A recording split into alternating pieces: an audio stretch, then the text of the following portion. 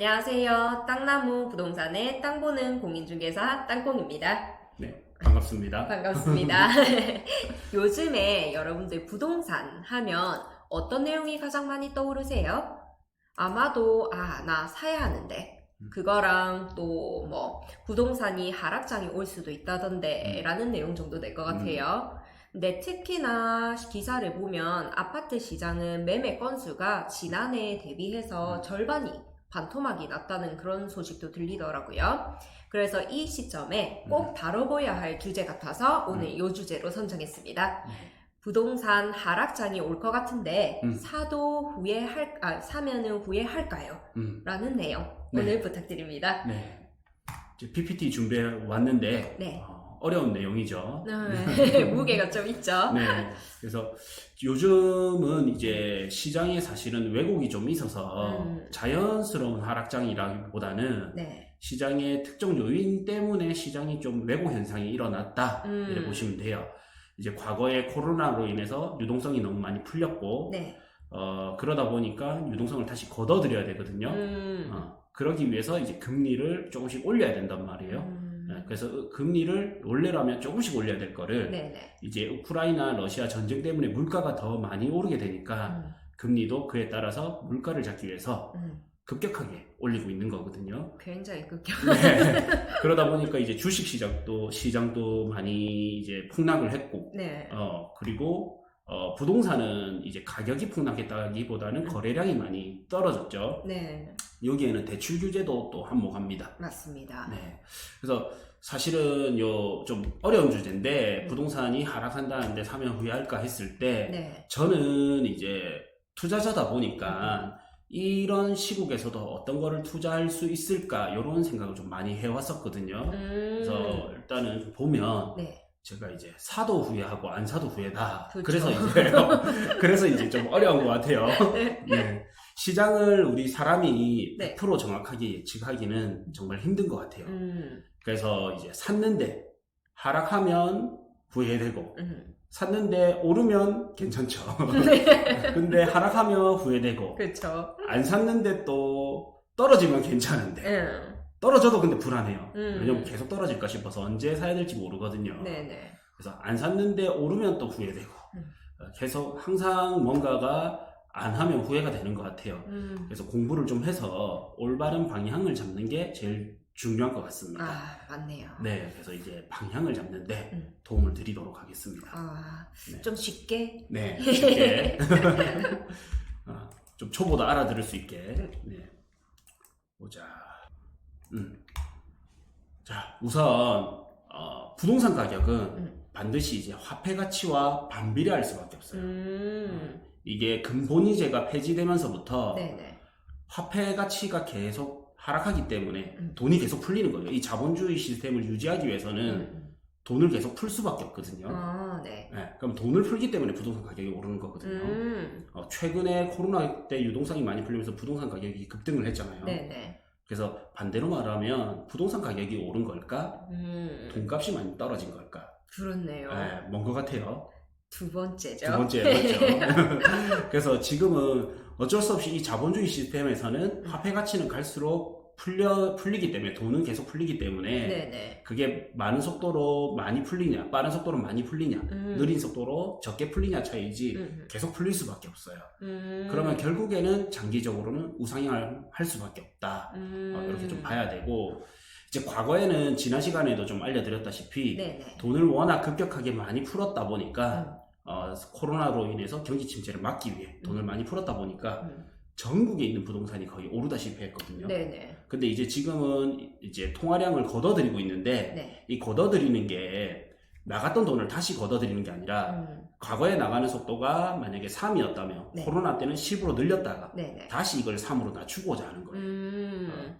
마이너스로 하고자 하는 게 아니고 그런 네. 식으로. 그래서 이제 이런 시국에는 주식시장과 부동산 시장은 좀 다르거든요. 네. 주식은 이렇게 마이너스가 되긴 했지만 부동산은 이제 거품이 낀 이제 호가들이 좀 없어졌고요. 사고 싶어도 대출 규제가 막혀있기 때문에 거래량이 감소한 거지 네.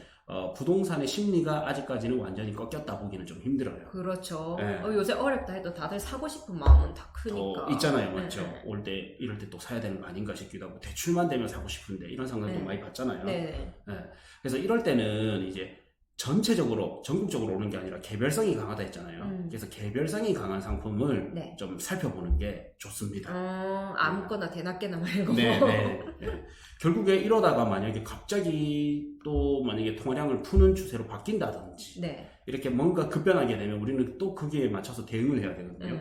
근데 부동산은 샀다가 팔았다가 하는 게 어렵단 말이에요. 살려고 해도 손이 많이 가고 팔려고 해도 무거워요, 무게가. 네. 그러니까 좀 개별성이 강하고 이렇게 이제 경기 침체가 오더라도 좀 방어력이 강한 하방 경직성이 강한 부동산에 집중해보는 게 좋습니다. 튼튼한 놈. 네. 그래서 제가 이제 3가지를 알려드릴게요. 네. 첫 번째는 여전히 덜 오른 지방 아파트 투자. 그 다음에는 이제 금리가 오르고 있잖아요. 네. 금리가 떨어질 때는 상가 가치가 올라가거든요. 왜냐면 은행에 돈을 넣어도 네. 이자가 얼마 안 되기 때문에 수익형 부동산으로 갈아탄단 말이에요. 근데 금리가 오르고 있으면 다시 이제 상가로 갔던 돈이 네. 은행으로? 네, 은행으로 가게 돼요.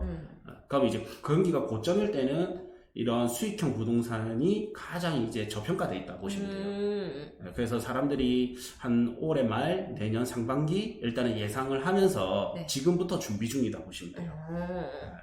그래서 이제 요 금리가 오르는 시점이 오히려 또 기회가 올 수도 있다. 그다음 3번째는 뭐가 있냐면 여전히 이제 공급이 없는 네. 토지 베이스의 부동산들이 있죠. 네네. 뭐 토지도 있고 공장 창고도 있고 네.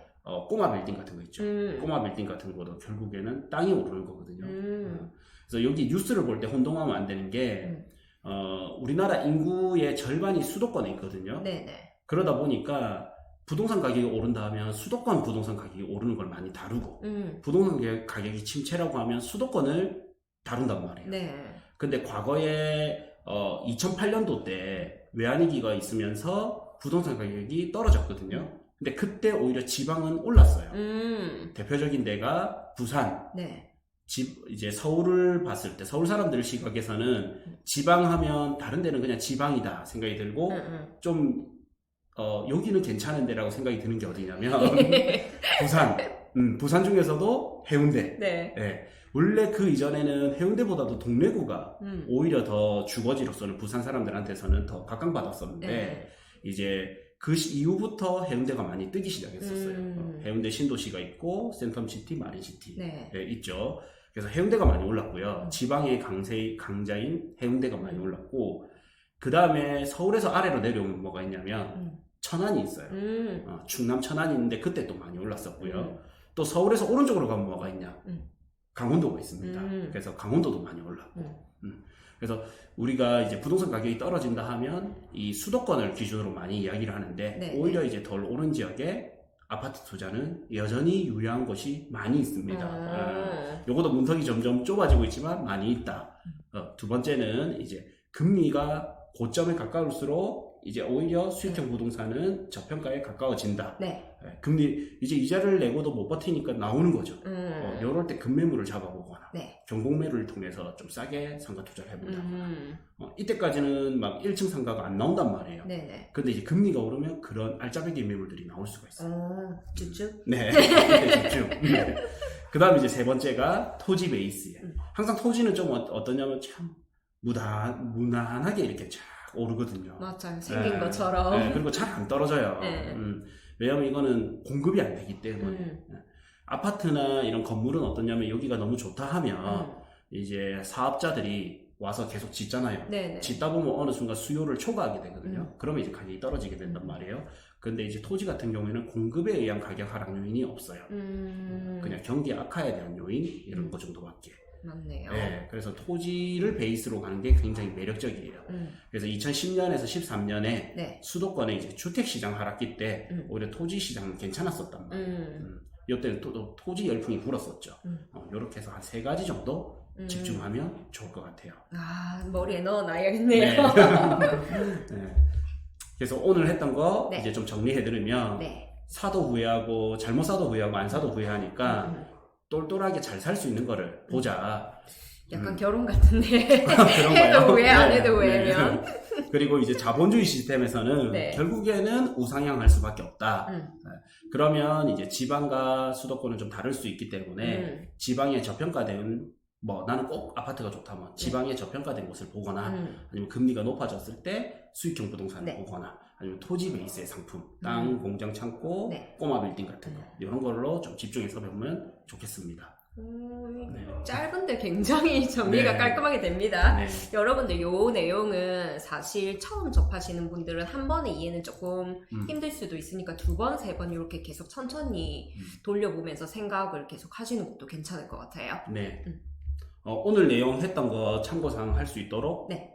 유튜브 고정 댓글에 남겨드릴 테니까 고정 댓글 확인해 보세요. 네. 네, 오늘은 여기까지 하겠습니다. 수고하셨습니다. 네.